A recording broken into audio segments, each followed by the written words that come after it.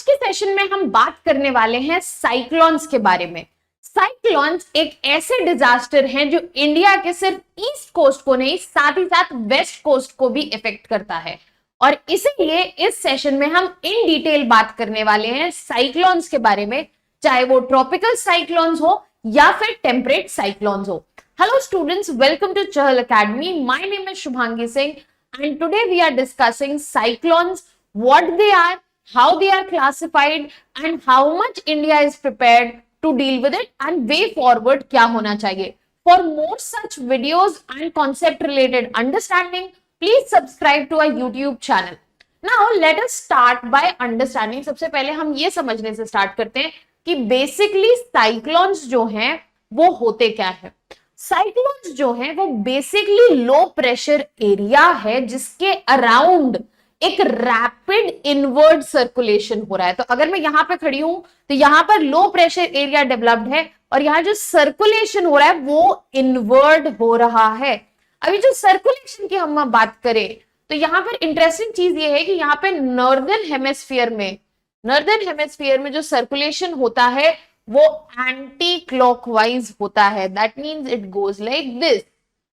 अगर क्लॉक का मूवमेंट है तो क्लॉक का मूवमेंट ऐसे होता है, but anti clockwise it is in the opposite direction. और अगर सदर्न हेमिस्फीयर की बात करें तो यहां पर जो मूवमेंट है वो क्लॉकवाइज होता है, जैसा कि एक यूजुअल क्लॉक घूमती है।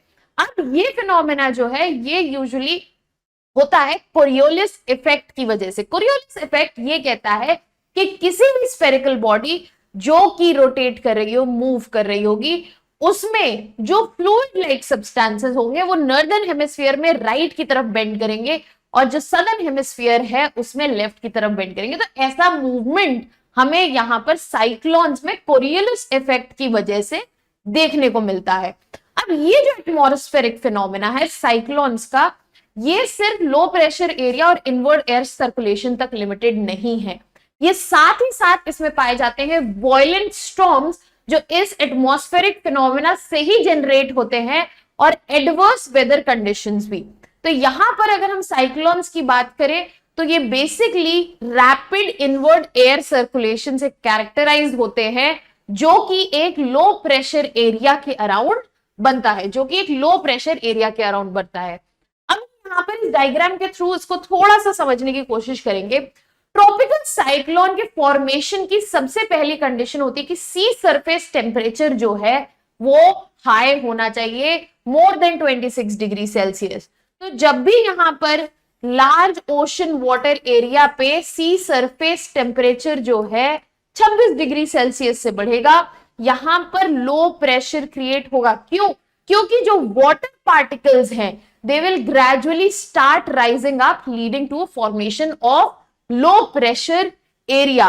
अब यहां पर जो वार्म एयर है that will gradually cool up, but एक सर्टेन लेवल पे जाने के बाद यहां पर जो वार्म एयर है वो कूल होने लगती है। यहां पर वार्म एयर जो है कूल होने लगती है और यहां पर because of the low inward pressure वहां पे जो क्रिएटेड है, एक मूवमेंट स्टार्ट होता है, सर्कुलेशन ऑफ एयर स्टार्ट होता है, जिसमें एक हाई प्रेशर एरिया, क्योंकि वार्म एयर पार्टिकल्स यहां पे, यहां पर vertical distribution and vertical formation of cloud जो है हॉरिजॉन्टल होने लगता है और यहां से आउटफ्लो देखा जाता है एरिया का, एयर का। यहां से आउटफ्लो शुरू हो जाता है एयर का। अभी हम इसको और डिटेल में समझेंगे। We are moving ahead. अब यहां पर हमने जैसा कि बोला, सबसे पहली रिक्वायरमेंट जो है सबसे ज्यादा ये है कि एक लार्ज सी सरफेस एरिया हो और वहां पर जो टेम्परेचर्स हैं वो एक्सीड करे 26 से 27 डिग्री सेल्सियस को। इसके साथ साथ यहां पे एक और फैक्टर जरूरी है कि कोरियोलिस फोर्स का प्रेजेंट होना बहुत जरूरी है। इसीलिए आप देखेंगे कि इक्वेटर पर 0 degree to 5 degrees north and south tropical cyclones का प्रेजेंस नहीं देखा जाता है। I would urge the students कि आप कमेंट सेक्शन में से एक्सप्लेन करें कि why do we not see, answer यहीं पे है, सामने है, कि हम इक्वेटर पर और यहां से 0 to 5 डिग्री में हम क्यों नहीं देखते हैं ट्रॉपिकल साइक्लोन्स का प्रेजेंस। अब ट्रॉपिकल साइक्लोन्स की दो कंडीशन हमने समझ ली, जो हमें चाहिए कि लार्ज सी सरफेस एरिया होना चाहिए और उसका टेम्परेचर जो है 26-27 डिग्री सेल्सियस से ऊपर होना चाहिए। कोरियोलिस फोर्स का प्रेजेंस भी होना चाहिए। इसके अलावा जो वर्टिकल विंड स्पीड है, वर्टिकल विंड स्पीड जो है उसमें वेरिएशन नहीं चाहिए, मिनिमल वेरिएशन होनी चाहिए वर्टिकल विंड स्पीड में, ताकि ये जो वाटर पार्टिकल्स हैं वो ग्रेजुअली राइज कर सके। अगर वर्टिकल विंड में वेरिएशन है तो इन वाटर पार्टिकल्स का राइज जो है डिसरप्ट होगा, और साथ ही साथ एक pre existing weak low pressure area चाहिए जो धीरे धीरे इंटेंसिफाई हो जाता है, जो धीरे धीरे इस पर्टिकुलर फिनोमेना में इंटेंसिफाई हो जाता है। तो जैसे कि हमने बात की थी कि यहां पर जो सरफेस पे लो प्रेशर क्रिएटेड है वो धीरे धीरे क्या होता है, धीरे धीरे वाटर पार्टिकल्स को पुश करता है, और विंड जो है वो स्ट्रेंथन होती है। विंड्स का मूवमेंट जो यहाँ पे दिख रहा है वो स्ट्रेंथन होता है। क्यों? क्योंकि यहां पर जो लो प्रेशर एरिया है ग्रेजुअली इंटेंसिफाई कर रहा है, और यहां पर जो ये स्ट्रॉन्गर कन्वेक्शन है उसकी वजह से ज्यादा लेटेंट हीट जो है रिलीज होती है, और फर्दर वो हेल्प करती है लो प्रेशर को इंटेंसिफाई करने में। तो यहां पर जो मूवमेंट देख रहा है, एयर फ्लो जो है वो आउटवर्ड है।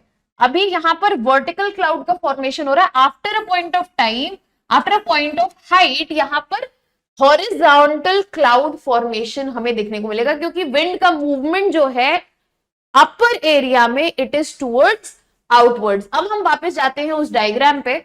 यहां पर जैसे कि हम बात कर रहे थे कि यहां पर लो प्रेशर एरिया है, और एक सर्टेन हाइट के बाद ट्रोपोपॉज के अराउंड आउटफ्लो ऑफ एयर देखा जा रहा है। वार्म एयर यहाँ पे कूल होती जाती है और आउटफ्लो यहाँ पे देखा जाता है, बट यहाँ पर जो लेटेंट हीट का रिलीज है उसकी वजह से ये लो प्रेशर स्ट्रॉन्ग होता जाता है, और ये कन्वेक्शन जो है उसकी वजह से फर्दर फैसिलिटेट होता है। ये जो मेन एरिया है जहां पर लो प्रेशर इंटेंसिफाइड है उसको हम आई ऑफ द साइक्लोन कहते हैं। यहां पर जो ग्रेजुअली वार्म एयर जो है वो सबसिडाइज करती है, नीचे आती है, और यहाँ पे जो कूल एयर होती है वो ग्रेजुअली यहाँ पर डिसेंड करती है। अब हमने यहाँ पर बेसिक कंडीशंस के बारे में बात कर ली, फॉर्मेशन के बारे में बात कर ली। अब हम ये समझते हैं कि ट्रॉपिकल साइक्लोन की फॉर्मेशन में कौन कौन सी स्टेजेस आती हैं। सबसे पहली स्टेज जो है वो अर्ली स्टेज है। वाटर वेपर और हीट जो है यहां पर वो ट्रांसफर होते हैं वार्म ओशन सरफेस से एयर में, और ग्रेजुअली इस वजह से वर्टिकल, अगर ये है तो वर्टिकल क्यूमुलस क्लाउड का फॉर्मेशन देखा जाता है थ्रू कन्वेक्शन और यहां पर कंडेंसेशन। उसके बाद जब हम मेच्योर स्टेज में आते हैं तो यहां पर ये जो ट्रॉपिकल स्टॉर्म है वो ग्रेजुअली इंटेंसिफाई होने लगता है। इंटेंसिफाई कैसे होता है? यहां पर जो ट्रोपोपॉज लेवल है वहां पर जाके ये जो वर्टिकल क्लाउड का फॉर्मेशन है वो स्प्रेड होने लगता है हॉरिजॉन्टली, जिसकी वजह से विगरस थंडरस्टॉर्म्स देखे जाते हैं और एडवर्स वेदर कंडीशन देखी जाती है। अब यहां पर जो हमारा प्रेशर था अभी तक लो था सी सरफेस पे, at this tropopause it increases और ये हाई लेवल पे चला जाता है। जैसा कि हमें पता है विंड का मूवमेंट कहां से होता है? हमेशा हाई प्रेशर से लो प्रेशर होता है। तो लो प्रेशर यहाँ क्रिएटेड है और ऊपर बिकॉज यहाँ पर एयर राइज कर रही है ट्रोपोपॉज लेवल पे, क्लाउड की फॉर्मेशन यूं हो रही है, हॉरिजॉन्टली हो रही है। तो यहाँ पे हाई प्रेशर जो क्रिएट है उसकी वजह से ये मूवमेंट जो है फैसिलिटेट हो जाता है और ये पूरा साइकिल जो है स्ट्रेंथन हो जाता है। अब यहाँ पे जो लो प्रेशर सेंटर है उसको हम वार्म आई कहते हैं, और ये कब बनता है? ये मेच्योर स्टेज में ही बनता है। ये सेकेंड स्टेज जो कि मेच्योर स्टेज कह रहे हैं उस पर ही इसकी फॉर्मेशन देखी जाती है। Then we have final stage. Finally tropical cyclone जो है धीरे धीरे वीक होने लगता है, क्योंकि उसका जो मेन सोर्स है वार्म मॉइस्ट एयर वो खत्म होने लगता है। ऐसा इसलिए भी हो सकता है कि उस साइक्लोन ने लैंडफॉल कर ली हो, वो एक पर्टिकुलर लैंड या कोस्ट पर पहुंच गया और वहां पे उसका वो जो सोर्स था वो खत्म हो गया है, या फिर वो मूव कर गया है टुवर्ड्स लेस टेम्परेचर वाटर, जहां पर टेम्परेचर जो है कम है और जिस वजह से वो मॉइस्ट एयर मिल रही थी वो सोर्स ही कट आउट हो गया है। सो इस वक्त पर जो ट्रॉपिकल साइक्लोन है वो धीरे धीरे वीक होता जाएगा और डिमिनिश हो जाएगा। फाइनली यहां पर जो सेंट्रल लो प्रेशर है वो खत्म हो जाता है, इंटरनल वार्मथ जो क्रिएट हो रही है वो खत्म हो जाती है, और यहां पर हाई स्पीड्स भी खत्म हो जाती है साइक्लोन की। This is where cyclone gradually weakens और धीरे धीरे वो डाई आउट कर जाता है। Now if we can see that if we are trying to understand कि यहाँ पे कैसे हाई ह्यूमिडिटी जो अभी हम डिस्कस कर रहे थे और ओशन टेम्परेचर जो है वो मेजर कंट्रीब्यूटिंग फैक्टर है। यहाँ पर हमने एक ओशन सरफेस लिया है और यहाँ पर हम बोल रहे हैं कि एक लो प्रेशर एरिया ऑलरेडी एग्जिस्टिंग है और वाटर जो है इवेपोरेट करता है और आता है कांटेक्ट में मास ऑफ कोल्ड एयर, जिसकी वजह से क्लाउड फॉर्मेशन आपको देखने के लिए मिल रही है। जब वर्टिकल क्लाउड फॉर्मेशन होती है यहां पर column of low pressure develop होता है सेंटर में और इस लो प्रेशर के अराउंड विंड्स डेवलप होती हैं। अब जैसे जैसे यहां पर वर्टिकल क्लाउड्स का डेवलपमेंट हो गया, आफ्टर ट्रोपोपॉज वर्टिकल के बाद हॉरिजॉन्टल डेवलपमेंट देखने को मिलता है और यहां पे क्रिएट होता है हाई प्रेशर। यहाँ पे लो प्रेशर है, यहाँ पे हाई प्रेशर, और ये मूवमेंट बिकॉज विंड का मूवमेंट हाई प्रेशर से लो प्रेशर है, warm air and cold air, जैसे कि हमने पहले डायग्राम में देखा था उनका मूवमेंट स्टार्ट हो जाता है। तो ये पूरी साइकिल जो है यहाँ पर स्ट्रेंथन हो जाती है एंड फाइनली जब प्रेशर जो है सेंट्रल कॉलम में जिसको हम आई कहते हैं, जब वो कम होगा तभी ये स्पीड ऑफ विंड जो है कम होगी और साइक्लोन अपने फाइनल स्टेज पे पहुंचेगा जहां पे वो ग्रेजुअली डाई आउट हो जाता है। अब हमने ट्रॉपिकल साइक्लोन्स की डिटेलिंग समझ ली। अब हम बात करते हैं एक्स्ट्रा ट्रॉपिकल साइक्लोन्स की। हम ट्रॉपिकल साइक्लोन्स क्यों बोल रहे हैं? बिकॉज इनकी प्रेजेंस हम ट्रॉपिकल रीजन में देखते हैं, इनका फॉर्मेशन हम ट्रॉपिकल रीजन में देखते हैं। बट अगर हम टेम्परेट रीजन की बात करें, मिड लेटिट्यूड्स की बात करें, तो वहां पे हमें प्रेजेंस पाया जाता है एक्स्ट्रा ट्रॉपिकल साइक्लोन्स का। एक्स्ट्रा ट्रॉपिकल साइक्लोन्स को हम टेम्परेट साइक्लोन्स भी कहते हैं, मिड लैटिट्यूड साइक्लोन्स भी कहते हैं, फ्रंटल साइक्लोन्स भी कहते हैं या फिर वेव साइक्लोन्स भी कहते हैं। जब टेम्परेट साइक्लोन्स जो है ओरिजिनेट होते हैं पोलर रीजन में, वो इफेक्ट करते हैं टेम्परेट जोन्स को भी और हाई ऑल्टीट्यूड रीजन्स को भी। टेम्परेट साइक्लोन्स की जो फॉर्मेशन है वो बेसिकली फ्रंट्स की वजह से होती है।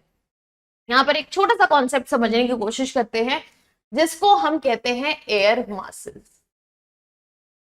सो whenever we are talking about an air mass, जब भी हम एयर मास की बात कर रहे हैं तो हम ये बोल रहे हैं कि एक ब्रॉड बड़ा कॉलम ऑफ एयर है जो कि क्योंकि वहां पर उसके नीचे जो लैंड है वो बहुत बड़ी है और उसके जो फीचर्स हैं, राइट, चाहे वो टेम्परेचर हो, चाहे वो वहां पर वाटर प्रेजेंस हो, वो अडेप्ट करता है। For example let's imagine Siberia के ऊपर बड़ा सा एयर मास कॉलम है, तो वो कैसे होगा?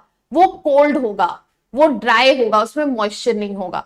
बट अगर अटलांटिक ओशन के ऊपर सेम एयर मास हम इमेजिन करें तो कैसा होगा? वो वार्म होगा और साथ ही साथ मॉइस्ट होगा। सो जब भी एयर मासेस मूव करते हैं और कोलाइड करते हैं वहां बनते हैं फ्रंट्स, वहां पे क्रिएट होते हैं फ्रंट्स, और इस फ्रंटल एक्टिविटी से जो साइक्लोन्स जनरेट होते हैं उन्हें हम टेम्परेट या फ्रंटल साइक्लोन्स भी कहते हैं। इनकी डिटेलिंग आगे हम समझते हैं। अब ये जो फॉर्मेशन है एक्स्ट्रा ट्रॉपिकल साइक्लोन्स की, उसको एक्सप्लेन किया गया है using polar front theory. Polar front theory, front किस टर्म को हम समझ रहे हैं? जहां पोलर फ्रंट मीट करता है, बनता है, उस थ्योरी के अंतर्गत इसको बताया गया। और यहां पर ये एक्सप्लेन किया गया इस थ्योरी में कि जब भी वार्म मॉइस्ट एयर मासेस जो हैं वो ट्रॉपिक्स से आएंगे और कोल्ड ड्राई एयर मासेस जो पोल से आएंगे, और जहां ये कोलाइड करेंगे, जहां पे ये पोलर फ्रंट बनेगा, वहां पे क्रिएशन होगा। वहां पे क्या क्रिएशन होगा? डेंस कोल्ड एयर जो है वो फोर्स करेगी वार्म एयर को राइज करेगी। जैसे कोलिजन है, ये वार्म एयर मास है, ये कोल्ड एयर मास है। अब जो ये डेंस एयर है ये फोर्स करेगी वार्म एयर को ग्रेजुअली राइज करने के लिए, और जैसे ही वार्म एयर राइज करेगी और नीचे कोल्ड सरफेस है वहां पर कॉन्डेंसेशन होना शुरू हो जाएगा, जिसकी वजह से वेदर एडवर्स वेदर कंडीशंस जो हैं, इंस्टेबिलिटी क्रिएट होगी और एडवर्स वेदर कंडीशन हमें देखने को मिलेगा। अब यहां पर डेवलपमेंट आ जाता है of low pressure area at the centre of this air mass interaction. जहां पे ये एयर मास इंटरेक्शन आ रहा है वहां पे लो प्रेशर सेंटर क्रिएट हो जा रहा है और इसकी वजह से सेम फॉर्मेशन हो रहा है। एरिया जो है वो लो प्रेशर को भरने के लिए आसपास से हाई प्रेशर से आना शुरू होती है और साइक्लोन सर्कुलेशन जो है वो शुरू हो जाता है। That is how basically we see formation of an extra tropical cyclone. अब इसको हम डायग्राम की तहत समझने की कोशिश करते हैं। सबसे पहले हमारे पास इनिशियल स्टेज है। यहां पर आप देख सकते हैं कि we have a cold air mass and we have a hot air mass. अब यहां पर जैसे ही ये कोलाइड करेंगे एक वेव लाइक अपीयरेंस आप देख सकते हैं, ये क्रिएट होती है because they are trying to make space. अब वार्म एयर जो है ग्रेजुअली जो है राइज कर जाती है above the cold air mass, जिसकी वजह से लो प्रेशर एरिया क्रिएट होता है और यहां पर आसपास के एरिया में जो विंड है लो प्रेशर एरिया, बिकॉज हमेशा हाई प्रेशर से लो प्रेशर का विंड मूवमेंट रहेगा, ये साइक्लोनिक सर्कुलेशन, इस साइक्लोनिक सर्कुलेशन को हम यहां पर देख सकते हैं। फाइनली ये जो फ्रंट है धीरे धीरे डिमिनिश हो जाता है और उसको हम कहते हैं ऑक्लूडेड फ्रंट और ये सर्कुलेशन फाइनली डाई आउट हो जाता है जब लो प्रेशर एरिया डिमिनिश कर जाता है, जब लो प्रेशर एरिया डिमिनिश कर जाता है। अब बात करते हैं बेसिकली साइक्लोन्स इन इंडिया की। हमने दोनों साइक्लोन समझ लिए, ट्रॉपिकल साइक्लोन्स भी समझ लिए, टेम्परेट साइक्लोन्स भी समझ लिए। अब बात करते हैं साइक्लोन्स इन इंडिया की। ट्रॉपिकल साइक्लोन्स का जो ओरिजिन है वो मोस्टली बे ऑफ बंगाल और अरेबियन सी में देखा जाता है इंडिया में। ये जो साइक्लोन्स हैं high wind speed, heavy rainfall, effecting coastal areas देखते हैं जैसे कि Tamil Nadu, Andhra Pradesh, West Bengal, Odisha is heavily affected by these cyclones as well as Gujarat. पहले जो इन साइक्लोन्स का, ट्रॉपिकल साइक्लोन्स का प्रेजेंस देखा जाता था, फ्रीक्वेंसी वो बे ऑफ बंगाल में ज्यादा थी because of higher temperature. However, in recent years, we have seen the frequency of cyclones increasing in Arabian Sea as well. तो यहां पर दोनों ही कोस्ट पर साइक्लोन्स के लिए खतरा है और इंडिया ने लास्ट फ्यू इयर्स में काफी सारे साइक्लोन्स को फेस किया जैसे कि Amphan, Sitrang, Fani, Yas, निसर्गा, and all of them have been bringing in destruction of life and property. So it becomes very important कि हम इन साइक्लोन्स से डिजास्टर मैनेजमेंट की बात करें और ये देखें कि हम क्या कर सकते हैं इनको मैनेज करने के लिए। अब अगर साइक्लोन्स के कॉन्टेक्स्ट में बात करें तो दो मेजर्स लिए जा सकते हैं। सबसे पहले हमारे पास है स्ट्रक्चरल मेजर्स, ऐसे मेजर्स जहां पर हम प्रोटेक्ट कर सके using the infrastructure. For example cyclone shelters हो गए, साइक्लोन रेजिस्टेंट बिल्डिंग्स हो गई, रोड लिंक्स हो गए, कल्वर्ट्स, ब्रिजेस, कनाल्स, ड्रेन्स, जो ऐसे स्ट्रक्चर जो हमें साइक्लोन से प्रोटेक्ट कर सके और ऐसे कम्युनिकेशन और पावर ट्रांसमिशन जो ब्रेक ना हो, जो कंटिन्यूड रखे नॉर्मल लाइफ, ऐसे स्ट्रक्चरल मेजर्स लाने पड़ेंगे, स्ट्रक्चर्स लाने पड़ेंगे जो हमें साइक्लोन से प्रोटेक्ट करे। अब अगर हम बात करें नॉन स्ट्रक्चरल मेजर्स के बारे में तो हमें फोकस करना पड़ेगा ऐसे मेजर्स पे ताकि हमें वार्निंग टाइमली मिले, हमें अंडरस्टैंडिंग हो इस पर्टिकुलर डिजास्टर की और इसके बारे में अवेयरनेस हो। जैसे कि अर्ली वार्निंग डिसेमिनेशन सिस्टम्स की जरूरत है, coastal zone management, overall coastal zone management की जरूरत है, disaster risk management and capacity building of all the stakeholders which are involved. So we have to manage this particular disaster in two ways, structural and non-structural. अगर हम Odisha state की बात करें जहां पे सबसे ज्यादा फ्रीक्वेंसी देखी जाती है in terms of cyclones, there are few dedicated measure जो इंडिया के हमेशा रहे हैं, जैसे कि enhanced early warnings. Indian meteorological department जो है अपनी फोरकास्ट को इंप्रूव करता रहा है विद एडवांस टेक ताकि बेटर और अर्ली एनहांस्ड वार्निंग्स मिलती रहे और better protection measures in place हो सके। साथ ही साथ dedicated agencies we have NDMA, that is National Disaster Management Agency, as well as SDMA, that is State Disaster Management Agency. Infrastructure में बहुत इन्वेस्ट किया है ताकि प्रॉपर शेल्टर्स और इवैक्यूएशन सेंटर्स जो है बन सके।